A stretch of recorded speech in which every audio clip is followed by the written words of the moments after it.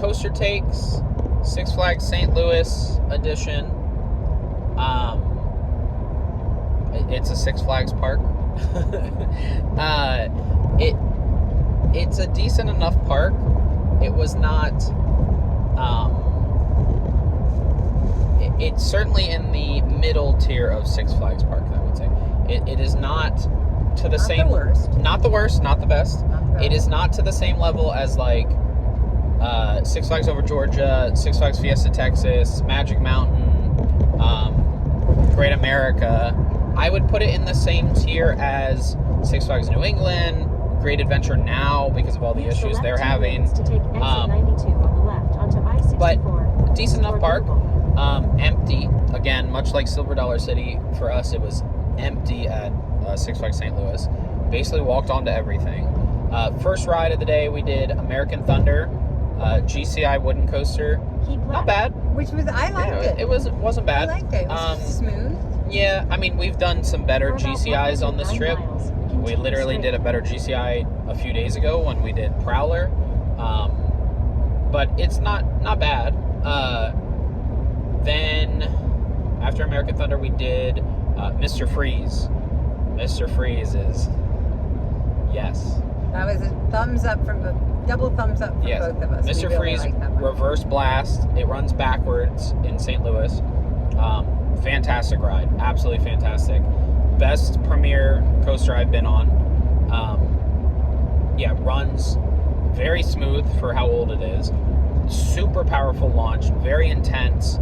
And gives like weird airtime.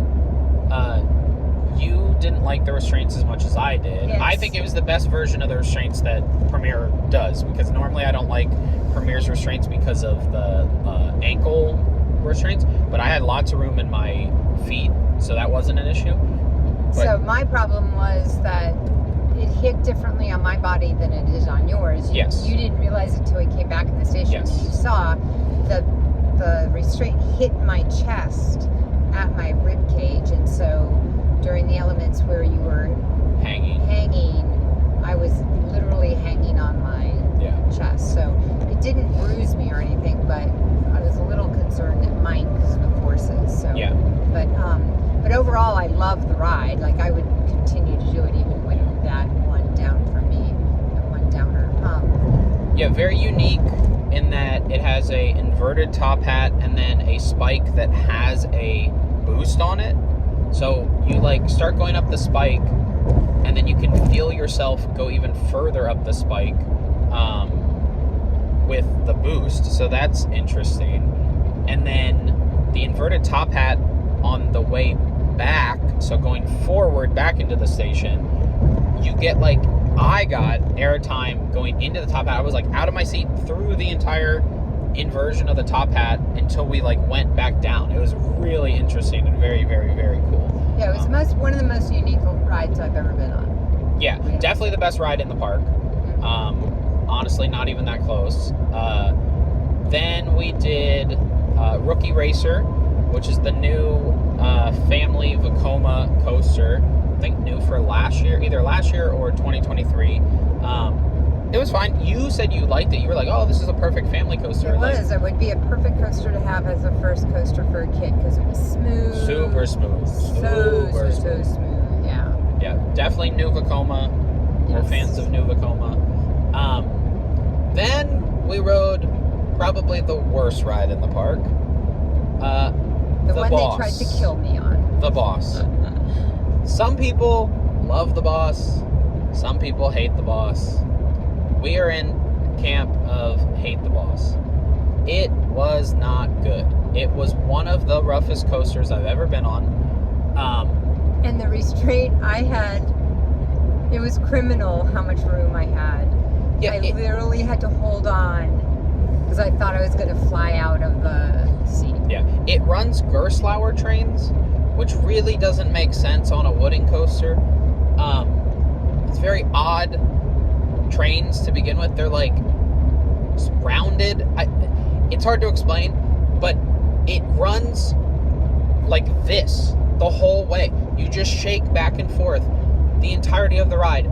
Outside of, on the first drop, they've put Titan Track at the bottom of the first drop. Super Which was smooth. nice. That was nice. Yeah, you go down the first drop, you're like, oh, this isn't bad. And then as soon as you get off the Titan Track, it's like, this is the worst thing I've ever been on.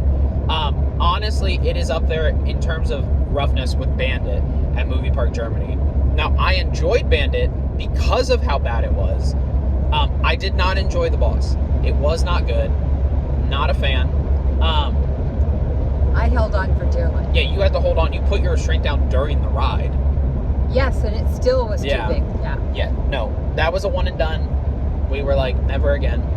Then we did Screamin' Eagle was the next one we did. Another rough woody. Needs to be retracked. Yeah. I understand. I get the history of it. It's an ace landmark. I get the history. But, like, please... Those valleys hurt. Please, Gravity Group, come in and put some pre-cut track on it because it's a little rough.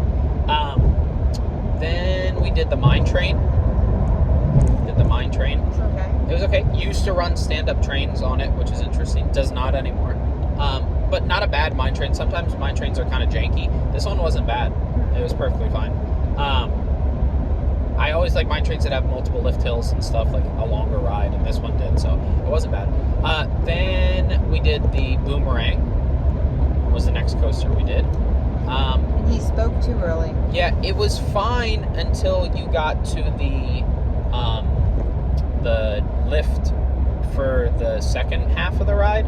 So you go through the ride forward, then you get to the second lift, spike lift, whatever we want to call it, to go backwards, and there's like a catch chain to pull you up to be able to have enough speed to go backwards. Well, the ride itself was okay. I mean, it's a old Vekoma Boomerang. It's not going to be smooth, but it was not bad. But the catch chain on the backwards part threw your head backwards because of how hard it caught you, to the point where you like banged your head on the seat. So if you ride that, protect your head during that part. And you made the mistake of saying, as we're going up the lift, hey, this is not so bad. This is pretty smooth. Because it wasn't that bad. And as soon as he said it is when we got that in your head. I still have a bruise from hitting my head. Yeah. So not good. Then we did Ninja. I think was the next ride, right? Yeah. Yeah, Ninja. Was pretty good. Another Vekoma, old Vekoma, with help of Arrow, Looper. It wasn't terrible. No, it was fine. It was fine. And then we did the Batman the Ride clone, which again was a Batman the Ride clone. Definitely not the best. Six Flags Over Georgia saw as the best Batman the Ride, but it was like any of the other ones. It was fine. Then we did the train around the park, which was nice. And then we also did their Justice League dark ride. It's the worst one. Honestly, you can skip it if you go to Six Flags St. Louis. It's not good. The effects don't work at all. The shooting really doesn't work that much. It was the longest line we stood in all day. It was the longest line we waited in all day.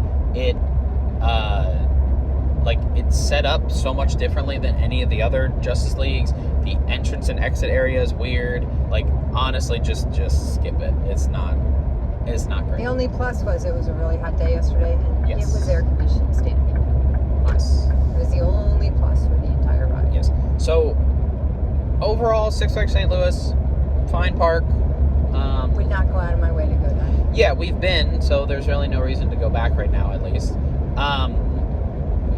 They are missing a lot. Like, honestly, they need something with airtime. They don't have a ride that just gives airtime. So a B&M Hyper would be fantastic. They don't really get investment, though, so I don't see that happening, unfortunately. Oh, we forgot to mention, they had a stupid Pandemonium, a spinner ride, too. I tried to block that out of my head. It wasn't as bad. It was fine. We didn't really spin that much, so it was great. Most people would get upset at that, but that made it better. But yeah, that was all the credits. Get an ice cream. Ice cream cones were founded at the World's Fair in 1904 in St. Louis. So yep. In honor of that. But no, they need a something with airtime, like a true airtime ride. Honestly, I'm not shocked this didn't happen. But having ridden it, Siren's Curse would have been fantastic at Six Flags St. Louis. Like, if they want to add a tilt coaster, that would be a fantastic addition there. It would be a star attraction for the park, and it would be an airtime ride that also has multiple inversions. Like, that would be a very good ride for that park. I don't see that ever happening, but no, honestly, I think the best thing they could add is some sort of airtime, like, hyper coaster type ride. So whether that, I think B&M Hyper would be the best.